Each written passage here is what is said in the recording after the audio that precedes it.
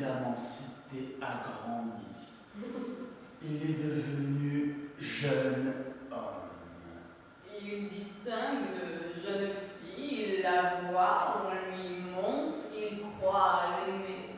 Il souhaite de l'obtenir pour femme, l'épouser, se marier et lui faire des enfants. Mais il ne va pas de but en blanc la demander en mariage. Il s'ouvre de ses intentions à ses parents ou à leurs défauts. Ils sont absents, envisageables ou morts, possibles à leurs défauts, à un ami âgé, à son protecteur, à un supérieur ou encore ses parrains et marraines. Les choses, la vie, les choses s'enchaînent habilement de la manière suivante. La personne qui reçut la confidence du jeune homme, ami, supérieur, parrain, je ne sais pas, n'importe qui, la personne confidente se met en rapport avec un ami intime de la jeune fille afin d'arranger une rencontre décisive entre les jeunes gens. Entrevue qui permettra de savoir si les projets peuvent être poursuivis. C'est au bal, le plus souvent. Quelquefois, au théâtre, La rencontre recherchée a lieu. l'aspirant va faire une visite à la mère de la jeune fille dans sa loge, sous le prétexte d'accompagner une personne de leur connaissance commune. La personne le présente habilement. Ensuite, le jeune homme s'est retiré. La mère de la jeune fille attire sur lui l'attention de cette dernière par, je ne sais pas, n'importe quoi, quelques mots sur ses manières, son aspect physique, etc. Et voit aussitôt qu'elle a l'impression et la conduite sur l'héritière, car héritière et rien d'autre.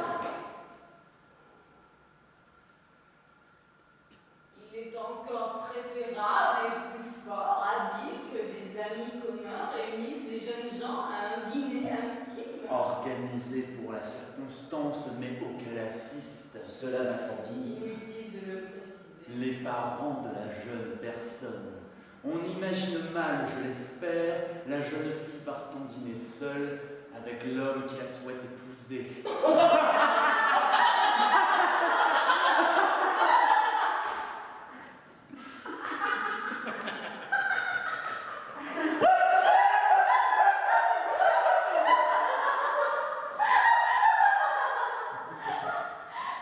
D'autre part, si elle ne plaît pas, tout compte fait, au monsieur, possible, envisageable, il serait fâcheux et cruel de le lui apprendre. Elle serait humiliée. Elle perdrait confiance en elle. Cela serait pire la fois suivante.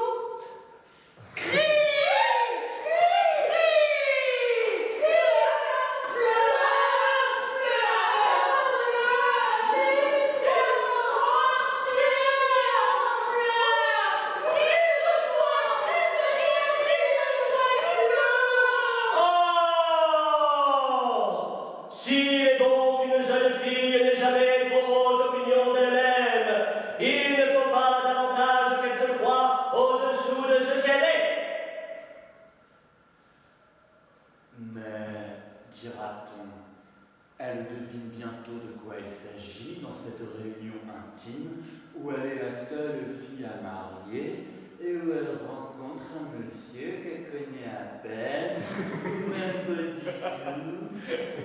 N'importe, mieux vaut la laisser dans un doute salutaire, à moins qu'elle ne soit